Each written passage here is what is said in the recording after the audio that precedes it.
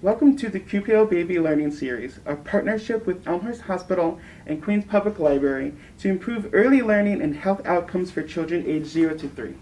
My name is Christopher Galarza, and I am the Community Health Educator at QPL. And today I am joined with Dr. Ben Tural, who is a pediatric resident at Elmhurst.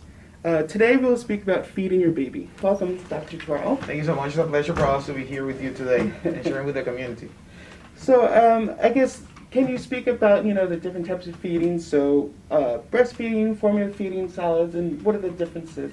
Sure, this is a very important topic for us as pediatrician when we have any encounter with our newborns, small babies, so we can guide the parents of our community how to appropriately feed the babies, right? So it's always good to remember that the best thing to do will be breastfeeding, right? Breast milk will be the main food for a baby all the way up to 6 months of age, as it is recommended by the American Academy of Pediatrics, right? And then we are really strong advocates for that, right? There are certain scenarios where breastfeeding cannot take place, but there are very few and particular cases. But we promote breastfeeding a lot because it helps the recovering of the mother once the baby is born, also helps with the growth of the baby and the appropriate nutrition of the baby. There are some nutrients that we don't see in breast milk, but we usually supplement these nutrients. It's mostly what we call vitamin D. But yes, breastfeeding would be the best thing you can do for your baby to feed them all the way to 6 months of age. Other mean to feed a baby is with formula, right? Could be ready to use or like the powder that the parents can prepare. There are certain scenarios where we as doctors recommend the use of formula to feed babies. These cases are if the mother is HIV positive, of have the infection of HIV, if the mother has some lesions in the nipples that could be infectious to the baby, of certain viruses. It's nothing to do with COVID-19, but other viruses that affects mostly the skin. These are like the main two scenarios where when here in the United States we recommend formula fed versus breast milk. Yeah. Okay, great. And then can you also speak to the importance of like skin-to-skin contact with your baby? Yeah, thank you, Chris. Yeah, that's also another very important topic that we try to recommend a lot. So when you're breastfeeding your baby, that's a really good opportunity to do what we call the skin-to-skin method. It's just putting the baby naked, maybe just with the diaper on them, and towards the mother's skin. Right when breastfeeding, also without any clothes. Also, the fathers can do that practice as well. At any point when the baby is sleeping or just after feedings, they can put the baby against their skin. It's a way to it can impact the baby in a lot of ways, right? Emotionally, throughout the growth of the baby. The baby can have the sense that it's being protected, right? Also, the regulation of the warmth in the baby's body can be achieved better that way, and while breastfeeding, that's the best time when to do that practice of skin to skin. Okay, great. And how often should new mothers or new parents be feeding their baby? That's the main question that how we call it in medicine, primiparents. It means that the mothers that are having their first baby have a lot when we see them. So what we recommend is that we need to see how the baby behaves, right? And look for the cues that the baby is hungry, right? The baby could be crying, opening the mouth a lot, can look like if the baby is yawning. Also, if the baby is putting their hands to their mouth, if it's rooting, like moving the cheeks towards one side. These are signs that the baby is telling us, I'm hungry, I need to be fed, right? We usually recommend the parents to feed the baby in a mean of every 2 to 3 hours, right? In 24 hours should be a mean of 8 to 12 times that the baby needs to be fed. But what we mainly tell the parents and guide them is just to follow all these signs that the baby can tell us that they're hungry, so we can feed the baby in that manner. Yeah, and this is usually in the first 1 to 2 months of life, right? Mhm. Then when the baby starts, continues to grow, it could be a space out, the frequency. But that's mainly how we suggest or recommend that the baby should be fed. And how much should the baby be eating at each feeding? Yeah. So if we are breastfeeding directly to the breast, we shouldn't. We won't have like an exact measurement of the volume that the baby is taking. Right? Would be as we say it on demand, or the baby is just taking whatever that is producing the breast for him. But if the mother is expressing the milk and giving that in a bottle or using formula, initially in the 1 to 2 days in the first 1 to 2 days of life, the baby should be feeding around half to 1 ounce on each feed, and then after that should be like 1 ounce every 2 to 3 hours. Right? When the baby around 1 to 2 months of age, it should be around 1 to 2 ounces then on each feeding, and then so on and so on. Every month we can be adding 1 ounce more on each feeding until we reach 8 ounces per feed around 5 to 6 months of age. Okay, great. And what are some of the things that new mothers can expect when they're breastfeeding? Yes, can you repeat that, sir? What are some things that new mothers may expect or feel when they're breastfeeding? Breastfeeding sometimes, mostly for new mothers, could be very challenging because they have the idea that once the baby is out and the baby starts to latch to their breast, they're gonna start producing milk right away, right? And the baby is gonna stop crying at any moment. And then they think that every time that the baby is crying is just only that the baby is hungry. And actually, most of the time it is. But some of the things that a mother or father can expect at the beginning of the life of a baby is that it could be very frustrating because they won't be producing the amount of milk that they thought they will. But most of the time they're producing the amount of milk that the baby needs by this age, right?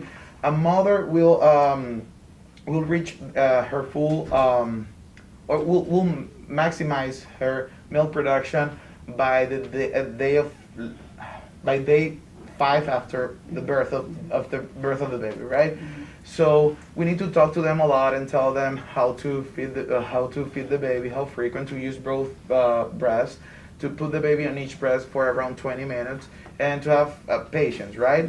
Other challenges that can come in there is low volume production, right? Some mothers can have some what we call engorgement, that is that the breast can grow with the milk inside, and it can be painful or discomfortable for the mother, and also in severe cases it can lead to what we call mastitis, or the inflammation of the breast. But it doesn't happen in the majority of the cases. These are things that we need to talk to them so they can identify it on time. But these are things that we explain to the mother when we have our encounters with them in the first day of life.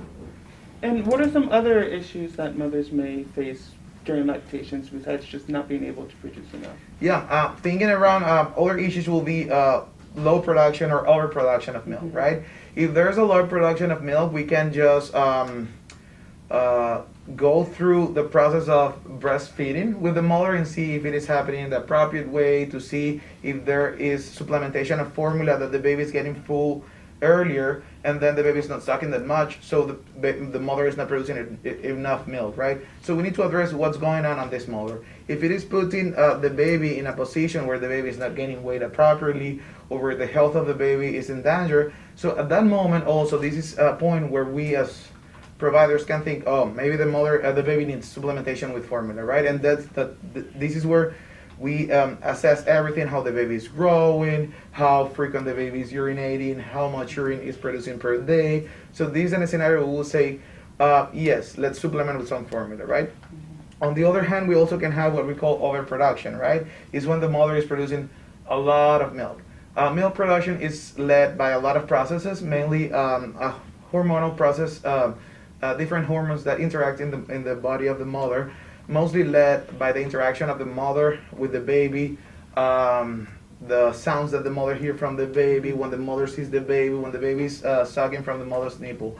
So if there's also overproduction there, it can actually be something good because the mother can preserve that milk, right, in her refrigerator or freezer, and even donate that milk for other babies that are that needs breast milk, but their mother don't have enough milk, or are in the special units of the hospital, and these babies are preferred to be fed with breast milk versus formula. So there's a lot of things that could be done with this extra milk that sometimes can be there.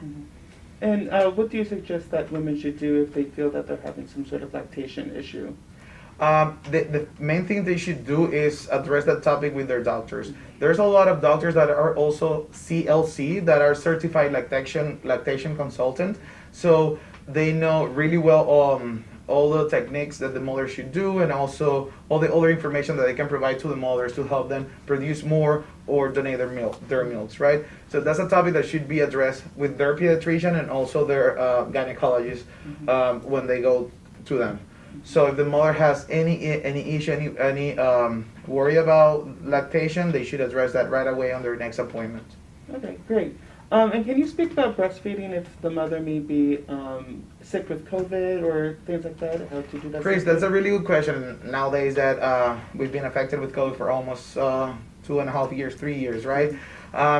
Research has been done. This hospital also has had some research done on the transmissibility of the COVID between mothers that are affected and the newborns, right? So the recommendations by the CDC, the American Academy of Pediatrics, is that a baby should not stop from being breastfed if the mother is COVID positive, right? So we just need to have the known hygiene methods, right? The first thing will be to wash our hands, right? The mother should wash her hands before touching or manipulating the baby and feeding the baby, right? The other thing that we recommend is wearing a mask, a surgical mask, when the mother is carrying the baby to breastfeed him, right?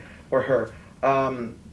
So these are like the main two things. The mother should not be stopped from breastfeeding because she's COVID positive. No, of course. And that part could be even a little bit sad, right? We recommend that if the mother is COVID positive, they are not all the time next to the baby. If the baby doesn't need to be soothed or fed, right? So the baby should be 6 feet apart, taken care by other family member, the father or any other member that is willing to help, right? And just being with the mother when the baby needs to be fed or needs to be soothed or calmed when crying.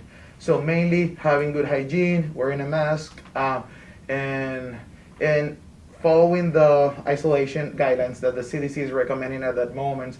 That is 5 days of total isolation and using these things from where the symptoms started or when the mother knew that it's positive for COVID, and then continue using the mask and the same measures for 5 days more after the symptoms are resolving. Great. And then can you just speak about proper sanitizing methods for bottles if you're going to be formula feeding? Yeah. So there's a lot of thoughts, here in New York City, a lot of us are immigrants from other countries where the water source is not the best. So we need to do extreme measures every time we want to sanitize. But here in New York City, it's good to know that if you're, let's start with ready-to-use formula. This ready-to-use formula comes in its own bottle and with its own disposable nipple, right? So we need to make sure that the cover of the bottle is neatly clean, right? We need to clean that with soap and water profusely, and then after that use a brand new nipple to feed the baby, right? If we're using reusable bottles, the bottles needs to be washed with soap and water between each use of the bottle, right? And then something that could be that is recommended if the mother or father are using the dishwasher is to put the bottles in there, because with the detergent that is in there and then with the high temperature that the water will have, that's enough to clean all the bacteria that could be around the bottle, could grow because of the milk that was there and could cause damage to the baby. So no extreme measures of like boiling the bottles and nipples are needed here in New York City, right? Just regular hygiene for these parts is what is recommended. So what are some recommendations that you have for women who are underproducing milk? Something really good to address now that I forgot to address earlier when you asked the question is like, well, the first thing we need to bring comfort to the mother, right? So you just put down her expectation on the volume of milk productions they're gonna do, right? And try to calm down her stress, because stress plays a very important role in the, we can say, underproduction of milk, right? We need to make sure that the mother is drinking enough liquids, fluids, right? And then she's also having a balanced diet where she can get most of the important nutrients, right? That's something very, very important that we need to address with the mother. At that point, we can make sure that she's continuing to take the prenatal vitamins that she was taking before the baby was born, because also it can help with the nutritional enrichment of the milk she will be producing, right? So these are like the main important things. Also, that the babies that are exclusively breastfed, it's expected that they lose some weight at the beginning of life, but it will be followed by their pediatrician, their doctor, right? Other things that I will add is that some mothers like to take some other like over-the-counter vitamin supplements, including like some teas or whatever. If they're planning to do so, that's something that they will need to discuss with their doctor as well, right? To make sure that is that won't put the health of the baby in any danger, right? So I will say. Great. And I just want like one or two takeaways that you think that like people really should take away from this whole discussion. What do you think that should be? So remember that breastfeeding is the best thing you can do for your baby and for yourself as a mother. So be a breast feeding champion. That's one thing. And the other thing is that if you are COVID-19 infection as a mother, that's not a contraindication for breastfeeding. Continue breastfeeding. And I will throw a third one over there. Remember that skin to skin is a great method to start developing the healthy and natural attachment that a baby should have with their mother and father. So try to practice that if you can. Great. So thank you so much, Dr. Terrell, and thank you everyone, and we'll see you next time. Thank you so much, Chris. Have a good one.